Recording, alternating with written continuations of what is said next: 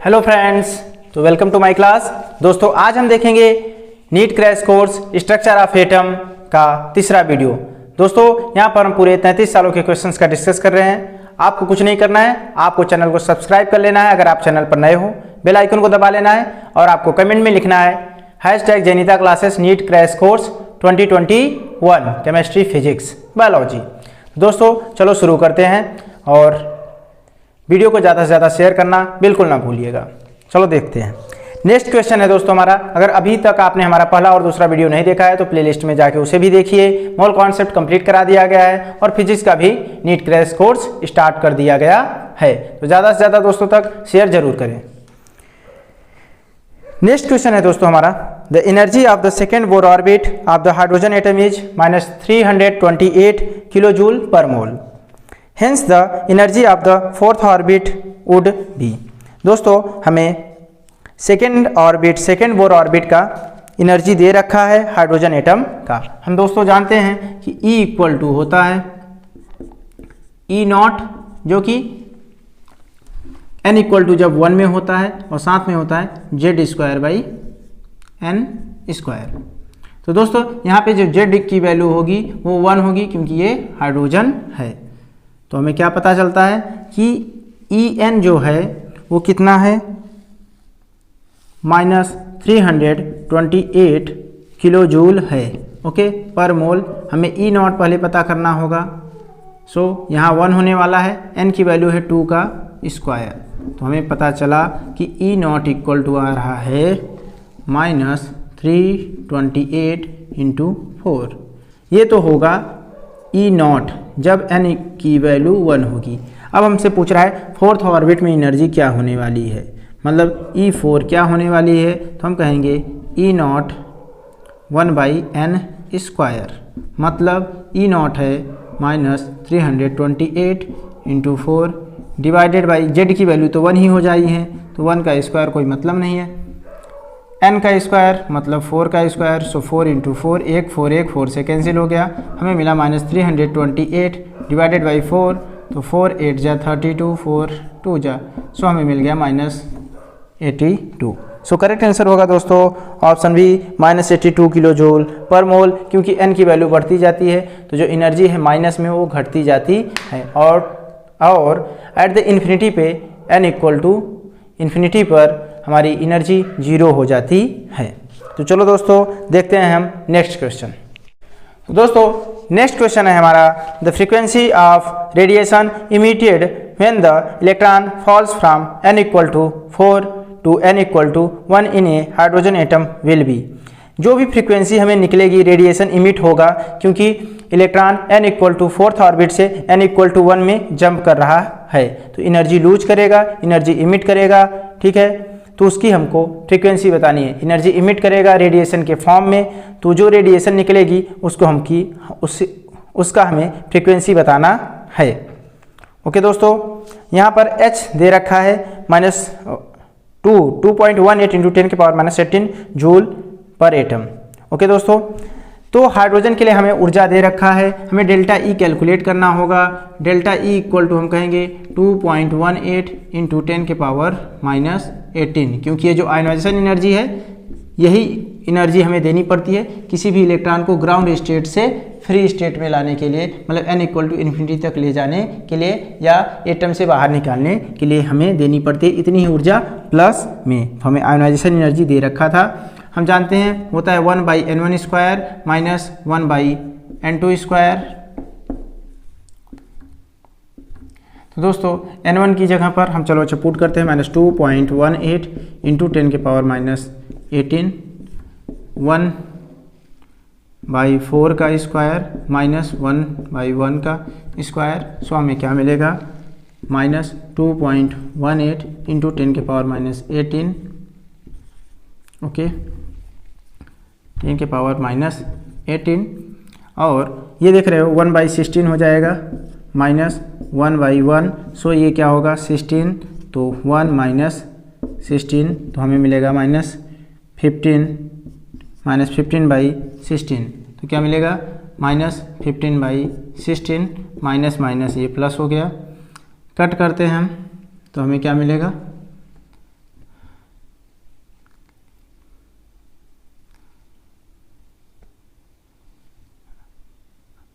Approx में मिलने वाला है। ओके, तो अगर हम 16 से इसको कट करते हैं तो 16 0 बार डेसिमल लगाएंगे, 16 1 जा जाएगा। ओके, फिर 16 3 जा 48, फिर 10 होगा, 16 6 जा 96। तो हमें क्या मिल गया 0.136 इंटू 15 इंटू 10 के पावर माइनस 18। अगर हम अप्रॉक्स में ले जाएंगे 15 6 जा 90, 9 कैरी, फिर है 15 3 जा 90 45, 45 है 9 54, 5 कैरी, 15 5 तो 20, तो आ जाएगा हमारा 2.040 इंटू 10 के पावर माइनस 18। सो जो हमारी वैल्यू आ जाएगी ये आ जाएगी 2.040 इंटू 10 के पावर माइनस 18, इतनी ऊर्जा इमिट करेगा। तो हमें फ्रीक्वेंसी बतानी है दोस्तों। ई हमें मिल गया, ई इक्वल टू हम लगा लेंगे E equal to H mu. E हमें मिला है 2.040 इंटू 10 के power minus 18। Okay, so frequency equal to यहाँ न्यू फ्रीक्वेंसी इक्वल टू हो जाएगा 2.040 इंटू 10 के power minus 18 divided by 6.6 into 10 के पावर माइनस 34। सो ये ऊपर जाएगा 10 के पावर माइनस 34 प्लस 34 हो जाएगा। ओके, तो 34 में से अगर हम घटा देते हैं तो ये हो जाएगा 18 घटा देते हैं तो 16 हो जाएगा। तो 10 के पावर क्या हो जाएगा 16 हो जाएगा। 6.6 है। ओके, अगर हम ये कट करेंगे तो ये आ जाएगा 0.3 के अप्रॉक्स, 0.3 के अप्रॉक्स। तो हम कहेंगे कि अगर हम पॉइंट हटाते हैं तो 3 इंटू 10 के पावर 15 हो जाएगा। अप्रॉक्स में 3 इंटू 10 के पावर 15। सो करेक्ट आंसर होगा दोस्तों ऑप्शन सी 3.08 इंटू 10 के पावर 15। ओके दोस्तों, क्योंकि 0.3 था हम इधर ले जाएंगे तो ये जो हमारा पावर होता है एक घट जाएगा। राइट साइड में ले जाते हैं डेसिमल, पावर घट जाता है, लेफ्ट साइड में ले जाते हैं, पावर बढ़ जाता है। तो नेक्स्ट क्वेश्चन है दोस्तों, the value of Planck constant is 6.63 into 10 के power minus 34 joule second. The velocity of light is 3 into 10 के power 8 metre per second and which value is closest to the wavelength in nanometre of a quantum of light with frequency 8 into 10 के power 15। तो हमें Planck constant दे रखा है, speed of light दे रखा है, हमसे पूछ रहा है कि वेवलेंथ क्या होगा, ठीक है, उस लाइट का जिसकी फ्रीक्वेंसी है 8 इंटू 10 के पावर 15। दोस्तों हम जानते हैं कि c इक्वल टू होता है फ्रीक्वेंसी इंटू लैम्डा और c होता है 3 इंटू 10 के पावर 8। ओके, फ्रीक्वेंसी दे रखा है 8 इंटू 10 के पावर 15। हमसे पूछा जा रहा है कि लैम्डा बताओ। सो लैम्डा इक्वल टू हो जाएगा 3 इंटू 10 के पावर 8 डिवाइडेड बाई 8 इंटू 10 के पावर 15। ये 8 से करेंगे हम तो डेसिमल जाएगा, 0 पॉइंट लगाएंगे, 8 3 जा 24, 6 तो 8 7 जा 56, फिर 8 4 जा 8 5 जा 40,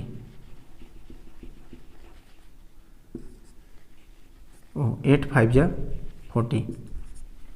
ओके, ये पावर जो आएगा तो ये 10 के पावर 15 से यहाँ पर हो जाएगा 10 के पावर माइनस 15। सो ये आ जाएगा 0.375 इंटू 10 के पावर माइनस 7। सो करेक्ट आंसर होगा। ओके, हमको वेवलेंथ जो बताना है वो किस में बताना है, नैनोमीटर में बताना है। वेवलेंथ क्या बताना है, नैनोमीटर में। तो अगर हम डेसिमल को 2 प्लेस यहाँ ले जाएं, राइट साइड में ले जाएं, ठीक है, तो पावर क्या होने वाला है, घट जाना है। तो -7 से ये हो जाएगा -9। ओके, तो ये हमें मिल गया 37 इंटू 10 के पावर -9। अप्रॉक्स में अगर हम इसे ले जाएं तो हम 40 कह सकते हैं, 40 इंटू 10 के पावर -9। अब ये हो गया -9 की जगह पर हम लिख सकते हैं नैनोमीटर, मतलब कि 40 नैनोमीटर। 40 नैनोमीटर को हम लिख सकते हैं 4 इंटू 10 के पावर 1। सो करेक्ट आंसर होगा 4 इंटू 10 के पावर 1 नैनोमीटर। करेक्ट आंसर होगा ऑप्शन सी। दोस्तों यहाँ पर अप्रॉक्स वैल्यू इस्तेमाल किया गया है, और जो हमें वेवलेंथ बताना था वो नैनोमीटर में बताना था, इसलिए हमने उसको नैनोमीटर में चेंज कर लिया। 0.375 को, ठीक है, डेसिमल को हम राइट साइड में ले जाके उसे नैनोमीटर में चेंज कर लिया, 10⁻⁹। हमारा जो नेक्स्ट क्वेश्चन है, in hydrogen atom energy of first excited state is -3.4 electron volt, then find out kinetic energy of the same orbit of hydrogen atom. ठीक है, हमें फर्स्ट एक्साइटेड स्टेट का एनर्जी दे रखा है, काइनेटिक एनर्जी पूछ रहा है, और दोस्तों काइनेटिक एनर्जी इक्वल टू होता है minus of energy of electron. So kinetic energy equal to हो जाएगा, इस समय एनर्जी दे रखा है -3.4 और इसका भी माइनस कर देंगे तो ये प्लस हो जाएगा। So 3.4 electron volt. So correct answer होगा ऑप्शन ए +3.4 इलेक्ट्रॉन वोल्ट। ठीक है, ई एन हमारा यहाँ पर है टोटल एनर्जी, तो काइनेटिक एनर्जी इक्वल टू होता है minus times E n total energy. Okay दोस्तों, देखते हैं हम नेक्स्ट क्वेश्चन है दोस्तों, main axis of a diatomic molecule is z, molecular orbital px and py overlap to form which of the following orbital। दोस्तों पाई molecular orbital बनेगा क्योंकि main axis Z axis है। मेन एक्सिस अगर Z axis दे रखा है, हमने बोला ये एक्स एक्सिस है, ये वाई एक्सिस है, ये आपस में ओवरलैप कर रहे हैं तो पाई बॉन्डिंग बनाएंगे, क्योंकि जेड एक्सिस आपस में सिग्मा बॉन्ड बनाएगा और जो ओवरलैपिंग कर रहा है जो अलग प्लेन में है वो क्या बनाएगा, पाई बॉन्डिंग बनाएगा, क्योंकि यहाँ पर हेड ऑन बॉन्डिंग नहीं हो रही, सिग्मा बॉन्डिंग नहीं हो रही। So pi molecular orbital is correct answer. Next question है, the following quantum number are possible for how many orbital. जो क्वांटम नंबर है n = 3, l = 2 एंड m = +2, ये कितने ऑर्बिटल के लिए पॉसिबल है। दोस्तों n = 3 बोला है, n = 3, l = 2 एंड m = +2। तो दोस्तों ये l = 2 है, मतलब कि ये d है, क्या है, d है। सो ये है 3d, और 3d में भी m = +2 बोल दिया है, d में टोटल होते हैं 5 ऑर्बिटल। ओके, 1 2 3 4 5। तो हम कहेंगे कि भाई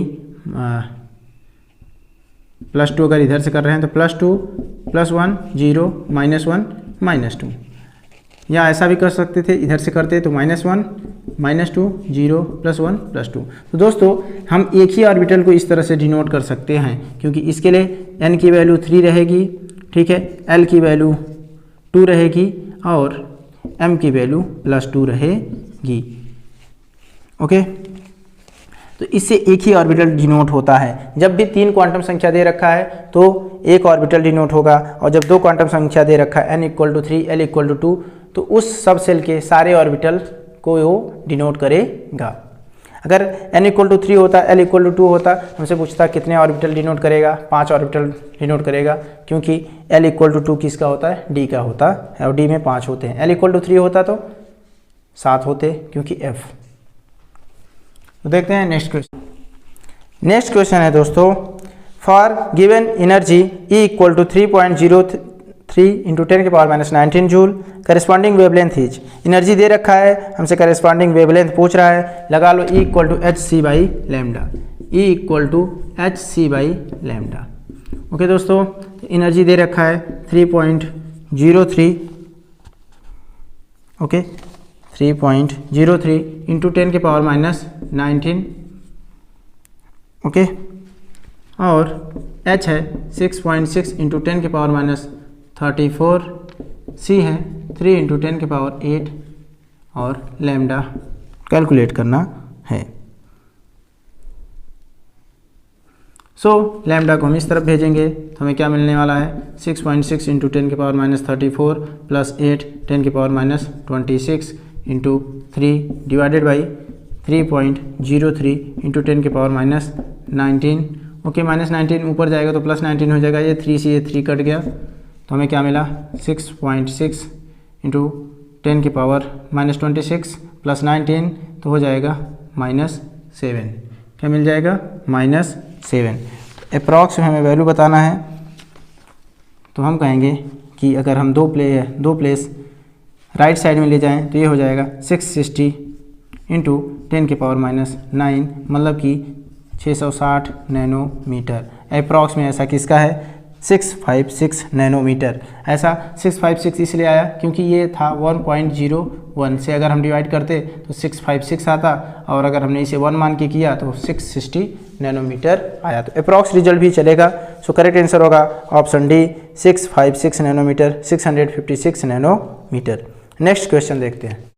तो दोस्तों जो हमारा नेक्स्ट क्वेश्चन है, आइसोइलेक्ट्रॉनिक स्पीसीज आर, हमें बताना है कि आइसोइलेक्ट्रॉनिक स्पीसीज कौन है। ऐसे एटम्स, ठीक है, ऐसे मॉलिक्यूल्स जिसमें कि नंबर ऑफ इलेक्ट्रॉन सेम होते हैं उसे हम आइसोइलेक्ट्रॉनिक कहते हैं। तो ऐसे एटम्स या ऐसे मॉलिक्यूल्स जिसमें नंबर ऑफ, ठीक है, ऐसे एटम्स, मॉलिक्यूल्स या आयंस जिनमें नंबर ऑफ इलेक्ट्रॉन सेम होते हैं उन्हें आइसोइलेक्ट्रॉनिक कहते हैं। सो CO की अगर हम बात करते हैं, CO तो कार्बन में होता है 6, ऑक्सीजन में होता है 8, तो हो गया टोटल 14। फिर है CN- की अगर बात करते हैं, कार्बन में 6, नाइट्रोजन में 7, एक बाहर से इलेक्ट्रॉन माइनस, इसलिए हो गया 7, 6, 13, 14। फिर हम देखते हैं NO+ की अगर हम बात करते हैं, नाइट्रोजन में होता है 7, ऑक्सीजन में होता है 8, ठीक है, एक प्लस मतलब एक इलेक्ट्रॉन लूज कर दिया है, तो 8, 7, 15 -1 14। फिर है C2 का मतलब है कार्बन में होता है 6 + 6 2 12 और 2 बाहर से आया हुआ है 2-, ये भी हो गया 14। तो ये आइसो इलेक्ट्रॉनिक स्पीसीज हैं, चारों आइसो इलेक्ट्रॉनिक स्पीसीज है। तो करेक्ट आंसर होगा ऑप्शन ए। बाकी में हम चेक करेंगे तो गलत ही होने वाला है, क्योंकि यहाँ है CO-, तो 6 + 8 + 1, ये हो गया 15। फिर अगला हम देखते हैं CN में होगा कार्बन में 6 + 7, इसलिए 13। फिर है NO, तो 7 + 8 15 एंड C2- तो 6 + 6 + 1 तो 13। तो यहाँ पर देख रहे हो अलग अलग वैल्यू जा रही हैं, तो नहीं होने वाला है। तो देखते हैं हम नेक्स्ट क्वेश्चन। तो दोस्तों नेक्स्ट क्वेश्चन है, the uncertainty in momentum of an electron is 1 × 10⁻⁵ kg/s। The uncertainty in its position will be. दोस्तों हम सभी जानते हैं हाइजेनबर्ग अनसर्टेनिटी प्रिंसिपल क्या होता है, ΔP × ΔX इक्वल टू होता है h/4π, greater than equal to h/4π। Okay दोस्तों, ΔP दे रखा है 1 × 10⁻⁵, हमसे ΔX पूछा जा रहा है, ये है h 6.6 × 10⁻34 डिवाइडेड बाई 4 × 3.14, ठीक है, 10⁻⁵, ठीक है, 1 × 10⁻⁵ या 10⁻⁵ एक ही बात है। 10⁻⁵ ऊपर जाएगा तो प्लस हो जाएगा। सो 6.6 × 10⁻⁻, ये प्लस हो जाएगा जब -34 + 5 -29 डिवाइडेड बाई, ये 4 से अगर हम कर रहे हैं, 4 4 = 16, 1 कैरी 4 1 5, ओके, 4 3 = 12, तो 12.56। ओके, अगर हम अप्रॉक्स में करेंगे तो ये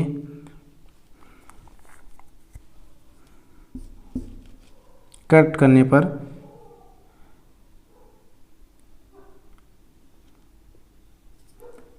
एक प्लेस अगर हम हटा देते हैं, 125 करते हैं या 660 करते हैं, तो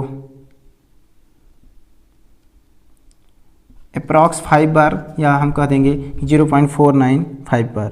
तो अप्रॉक्स 5 बार, ठीक है, 0.4 नहीं, अप्रॉक्स 5 बार, उसके बाद फिर से जाने वाला है 2 बार, तो हम कहेंगे कि 5.2, ओके, 5.2 0.527 × 10⁻⁻29। ओके, जब हम डेसिमल इधर लाएंगे तो हम कहेंगे 5.27 × 10⁻30।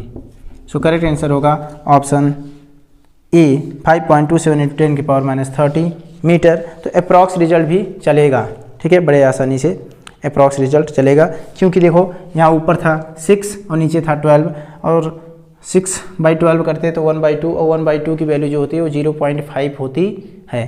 तो 0.5 × 10⁻⁻19, तो हम अगर हम 5 कहेंगे तो 10⁻30 हो जाएगा। ओके, तो देखते हैं हम नेक्स्ट क्वेश्चन। नेक्स्ट क्वेश्चन है दोस्तों, who modified Bohr's theory for introducing elliptical orbit for electron path. Option A है Rutherford, option B Thomson, option C Hund and option D है समरफील्ड। तो करेक्ट आंसर है समरफील्ड ने ही कहा था कि सर्कुलर ऑर्बिट के अलावा हमारा इलिप्टिकल ऑर्बिट होता है, पूरी तरह से वो सर्कुलर नहीं होता है, वो इलिप्टिकल ऑर्बिट होता है, समरफील्ड ने कहा था।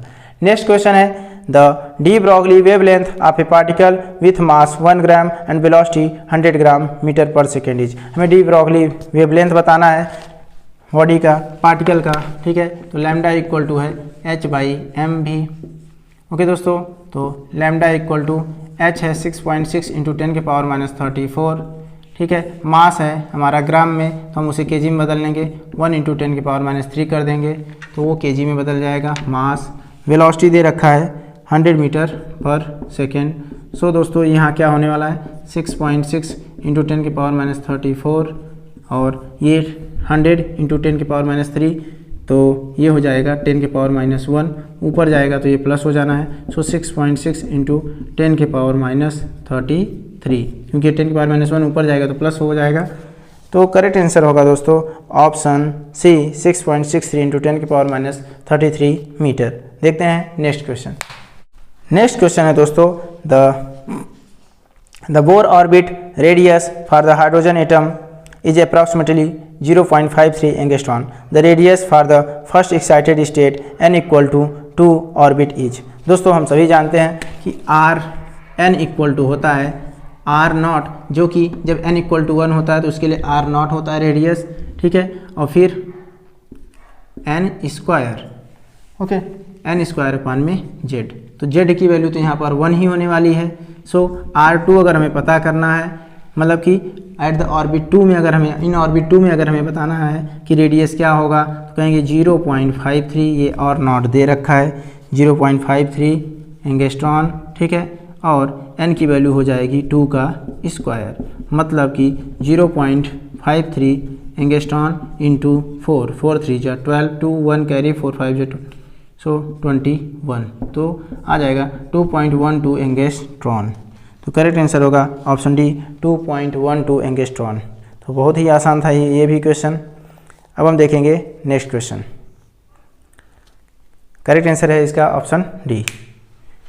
दोस्तों नेक्स्ट क्वेश्चन है हमारा the position of both an electron and helium atom is known within 1 nanometre. Further the momentum of the electron is known within 5 into 10⁻26 kg metre per second. The minimum uncertainty in measurement of the momentum of the helium atom is. दोस्तों helium, electron और helium का uncertainty position में दे रखा था 1 nanometre है, और electron का जो मोमेंटम है वो 5 into 10⁻26 kg metre per second है अनसर्टेनिटी में, अनसर्टेनिटी मोमेंटम का। तो हमसे पूछ रहा है कि हीलियम का बताओ। ओके, हम सभी जानते हैं दोस्तों कि momentum into uncertainty in momentum into uncertainty in position equal to जो होता है h/4π, वो कांस्टेंट रहता है। तो अगर दोनों के डेल्टा x बराबर होंगे तो दोनों के डेल्टा p भी बराबर ही होंगे, तभी तो कांस्टेंट आएगा h/4π। तो अगर हमने बोला कि डेल्टा x e, ठीक है, इंटू डेल्टा p, और अगली बार किया क्या कि डेल्टा p ऑफ इलेक्ट्रॉन था यहाँ, डेल्टा p ऑफ प्रोटॉन, फिर कहेंगे कि डेल्टा x e के ही बराबर है प्रोटॉन का भी, इक्वल टू हम कहेंगे h/4π। अगर हम दोनों को भाग देते हैं ये कट जाएगा, 1 आने वाला है, x e दोनों बराबर थे, कट गए, तो हमें क्या पता चला कि delta p e upon delta p, ये है कि momentum of electron upon momentum of proton equal to आया 1। So momentum of electron equal to momentum of proton, momentum of proton हम करें momentum of helium, okay, momentum of helium, हर जगह पे momentum of helium कर लेना, ठीक है, प्रोटॉन की जगह पे। तो बहुत ही आसान है, अगर दोनों के पोजीशन, ठीक है, सेम है, अनसर्टेनिटी इन पोजीशन सेम है, दोनों के अनसर्टेनिटी इन मोमेंटम भी सेम ही होंगे। सो करेक्ट आंसर होगा option D 5 into 10⁻26 kg metre per second. हम देखते हैं नेक्स्ट क्वेश्चन। दोस्तों जो हमारा नेक्स्ट क्वेश्चन है the ions that is isoelectronic with CO इज। ऐसा आयंस बताओ जो आइसोइलेक्ट्रॉनिक होगा CO के साथ। तो दोस्तों CO कार्बन में होता है 6, ऑक्सीजन में होता है 8, तो 8 6 14 इलेक्ट्रॉन। Cn- की अगर हम बात करते हैं तो कार्बन में होता है 6, नाइट्रोजन में होता है 7, तो 6 7 13, और एक माइनस है इसलिए 14। तो करेक्ट आंसर होगा ऑप्शन ए, यही आइसोइलेक्ट्रॉनिक है Cn-। अगर हम N2+ की बात करते हैं तो 7 7 14 ठीक है नाइट्रोजन में, और 1 प्लस है तो 13 ही बचता, ठीक है। O2 माइनस की बात करते हैं तो ऑक्सीजन में होता है 8, 2 बाहर से आया, ठीक है। O2 माइनस तो 8 2 10। N2 माइनस की बात करते हैं तो 7 7 14 होता है, 1 माइनस बाहर से आया, ठीक है इलेक्ट्रॉन, तो 14 1 15। तो करेक्ट आंसर होगा ऑप्शन ए यहाँ पर। नेक्स्ट क्वेश्चन है यहाँ पे, what will be the longest wavelength line in the Balmer series of spectrum. Longest wavelength क्या होगा लाइन का Balmer series of the spectrum में। तो चलो दोस्तों हम बताते हैं। यहाँ पर हम जानते हैं कि 1/λ इक्वल टू होता है, 1/λ जो होता है ये वेव नंबर के बराबर होता है। वेव नंबर इक्वल टू होता है RH, जहाँ पे RH होता है Rydberg constant, equal to into 1/n1 square minus 1/n2 square. Okay दोस्तों, अब कहा है कि लॉन्गेस्ट हमें बताना है, longest wavelength line in Balmer's. Balmer series क्या होता है, जब किसी ऊपर वाले ऑर्बिट से n इक्वल टू 2 में इलेक्ट्रॉन आता है, तो हम सभी जानते हैं कि n इक्वल टू 3 में से 2 में आएगा तो सबसे कम एनर्जी का डिफरेंस होगा, क्योंकि n इक्वल टू अगर 4 में से आएगा तो एनर्जी का डिफरेंस बढ़ता जाएगा, और एनर्जी का डिफरेंस अगर बढ़ेगा, ठीक है, तो क्या वेवलेंथ घटेगा, ठीक है, क्योंकि एनर्जी कम तो वेवलेंथ ज़्यादा, वेवलेंथ कम तो एनर्जी ज़्यादा।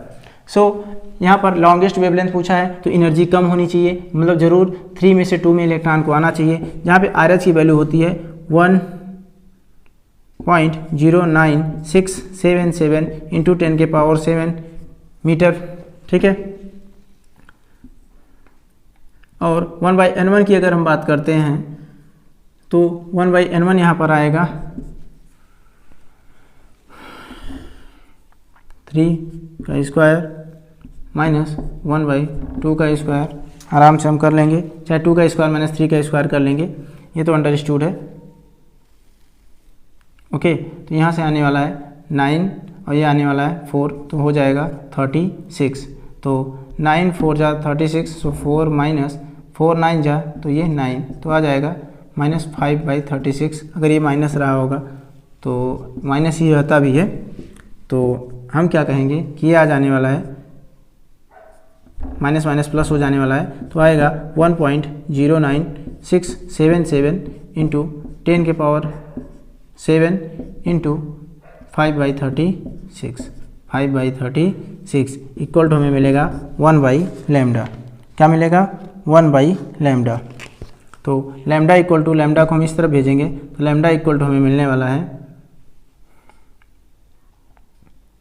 36 ऊपर जाएगा, 5 नीचे आएगा, और अपान में हमें आएगा 1.09 इंटू 10 के पावर, ठीक है 10 के पावर -7 नहीं है, 10 के पावर 7।